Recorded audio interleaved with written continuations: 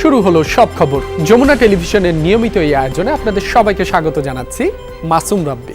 চলমান গ্যাস সংকট সমাধানে মালয়েশিয়ান প্রধানমন্ত্রী আনোয়ার ইব্রাহিমের সহযোগিতা চেয়েছেন প্রধানমন্ত্রী তারেক রহমান। দুপুরে টেলিফোনে দুই প্রধানমন্ত্রীর কথা হয়। দেশটি তাদের অভিজ্ঞতা এবং রিসোর্স দিয়ে কিভাবে সহযোগিতা করা যায় সে বিষয়ে আশ্বাস দিয়েছেন মালয়েশিয়ান প্রধানমন্ত্রী আনোয়ার ইব্রাহিম। বিকালে এক ব্রিফিংয়ে জ্বালানি প্রতিমন্ত্রী জানান, ক্ষতিগ্রস্ত এলএনজি টার্মিনালটি মেরামতে বিদেশি বিশেষজ্ঞরা কাজ করছে। আগামী সপ্তাহ থেকে শুরু হবে গ্যাসের সরবরাহ। এদিকে ফোনালাপে দুদেশের জ্বালানি ও বিনিয়োগ খাত নিয়ে আলোচনার কথা জানিয়ে সামাজিক মাধ্যমে পোস্ট দিয়েছেন মালয়েশিয়ার প্রধানমন্ত্রী। সিএনজি স্টেশনের সামনে যানবাহনের দীর্ঘ লাইন, বাসাবাড়িতে জ্বলছে না চুলা, বন্ধ কলকারখানার চাকা। চাহিদা মতো গ্যাসের সরবরাহ না থাকায় চরম ভোগান্তিতে মানুষ। ব্যাহত হচ্ছে উৎপাদন, হুমকির মুখে শিল্প খাত।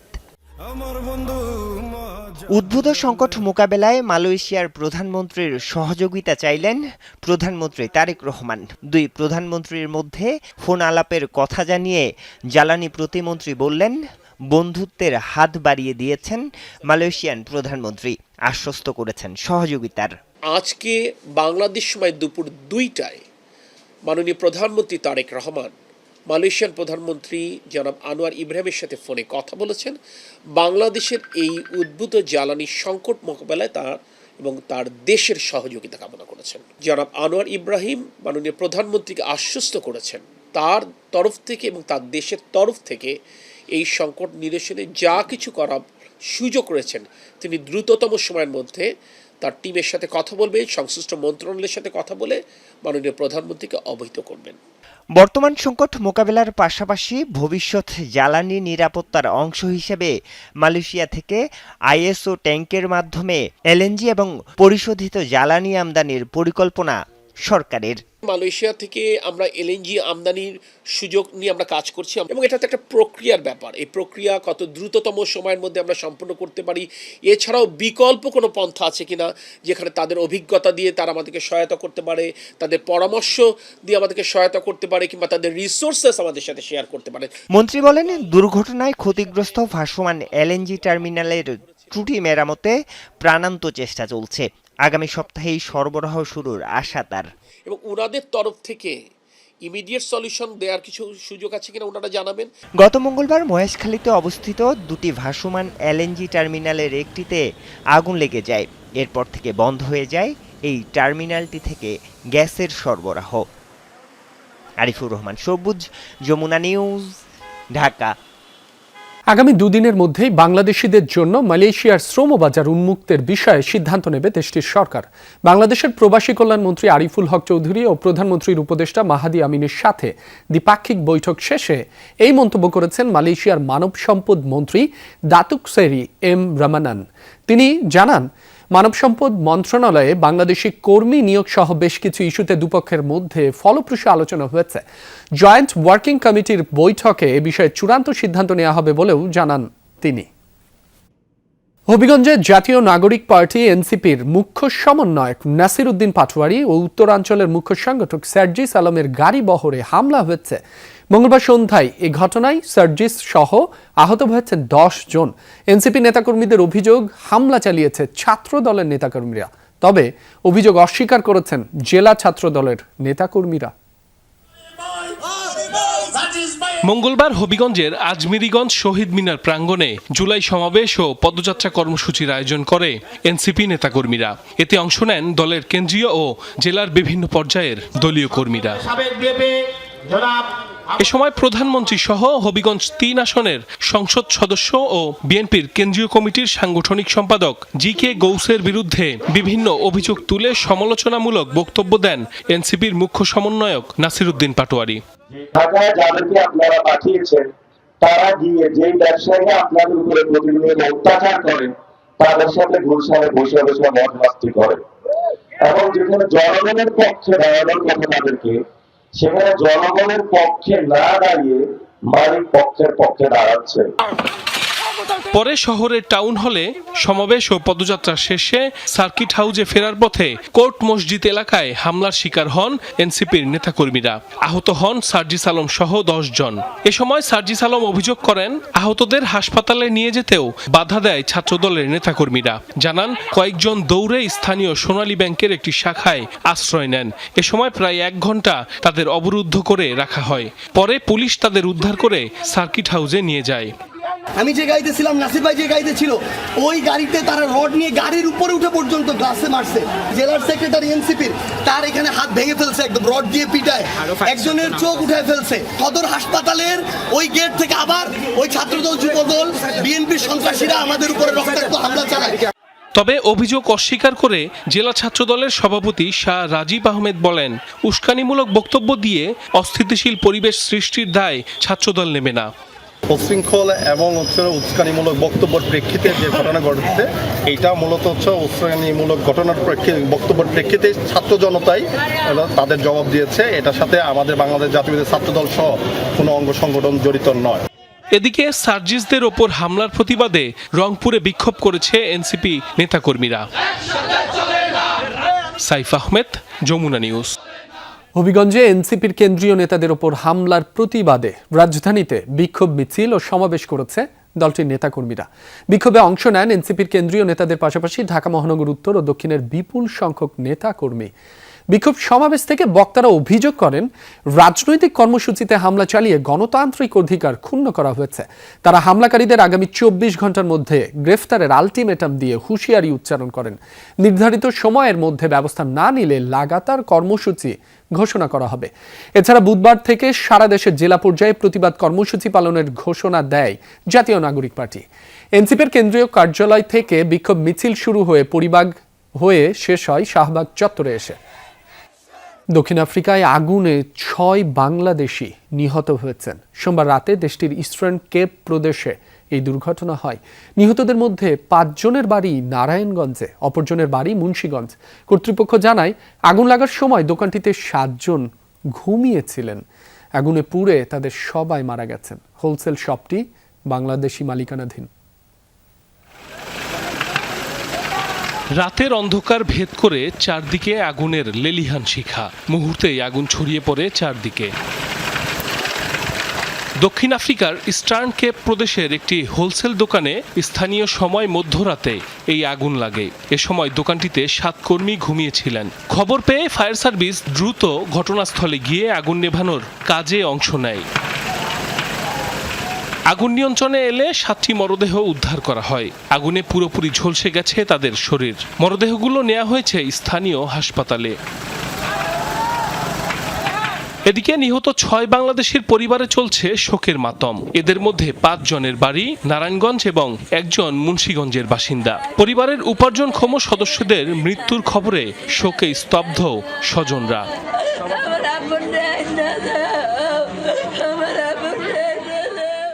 নিহতদের মধ্যে ফাহিম আপন ও নূর মুহাম্মদের বাড়ি নারায়ণগঞ্জের ক্রোকের চর গ্রামে। ফাহিমের মৃত্যুর খবরে বারবার জ্ঞান হারাচ্ছেন আদরের ছোট বোন।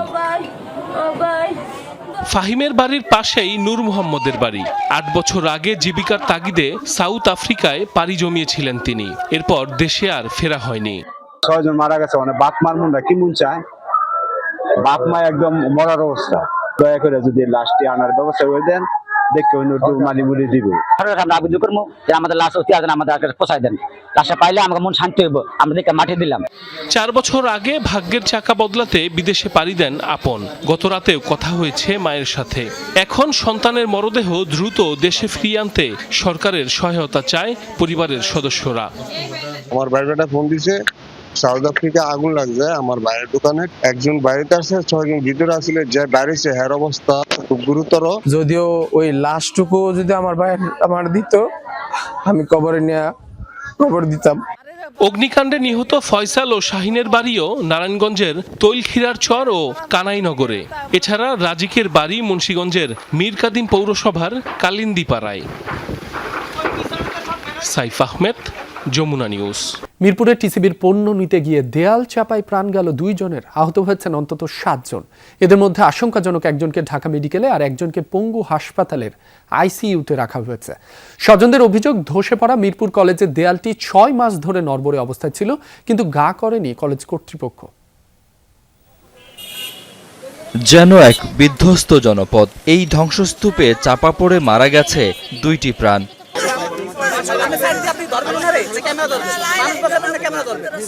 অন্যান্য দিনের মতো মঙ্গলবার দুপুরেও খেটে খাওয়া স্থানীয় মানুষরা দাঁড়িয়েছিলেন টিসিবির ট্রাকের সামনে একটু কম দামে খাবার কিনতে।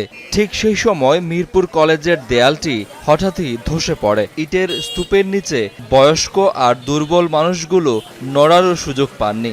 স্থানীয় লোকজন ও ফায়ার সার্ভিস 10 হতভাগ্যকে উদ্ধার করে হাসপাতালে পাঠানোর পর 2 জনকে মৃত ঘোষণা করেন চিকিৎসক।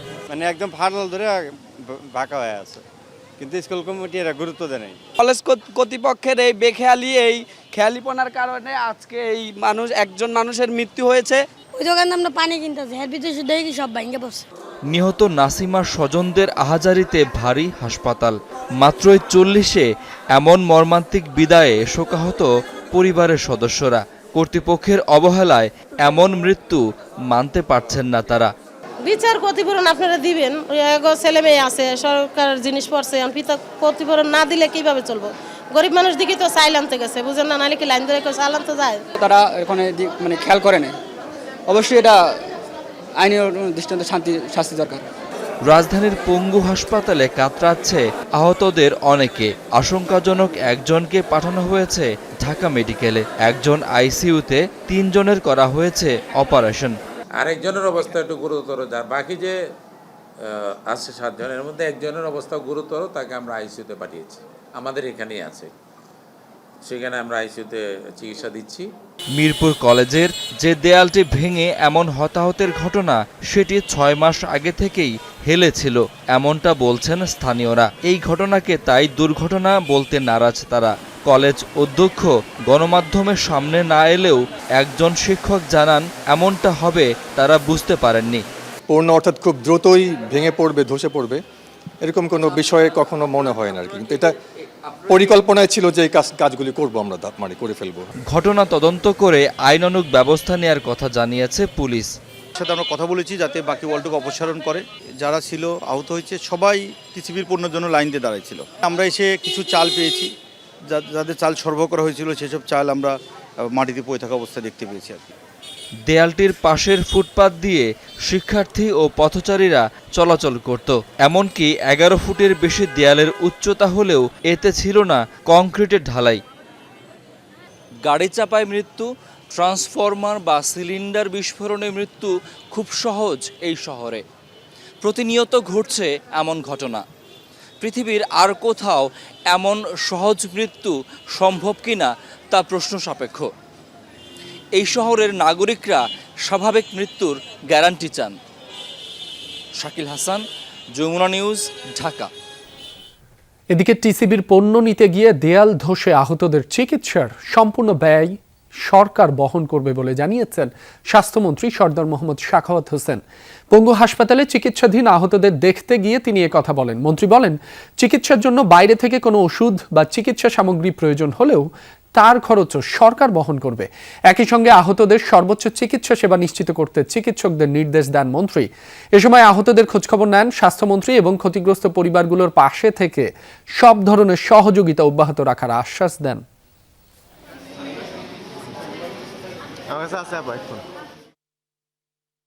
8 জনকে এই হাসপাতালে আনা হয়েছে, একজন ব্রড ডেড ওইখানে মারা গেছিল। 7 জনের মধ্যে একজন এখানে আইসিইউতে মারা গেছে, আর বাকি 6 জনের মধ্যে একজনকে ঢাকা মেডিকেল কলেজে পাঠানো হয়েছে। 5 জন এখানে এখন চিকিৎসাধীন আছেন। প্রাথমিক অপারেশন 5 জনেরই হয়েছে। সবার সাথে কথা বলেছি, আপনারা দেখেছেন ওনারা বর্তমানে ভালোই আছেন। তবে ওনাদের কিছু কিছু অপারেশন একটু স্টেবল হওয়ার পরে করতে হবে, সেটা ডাক্তার সাহেবরা করবেন। এদের পূর্ণ খরচ আমরা সরকার থেকে বহন করব।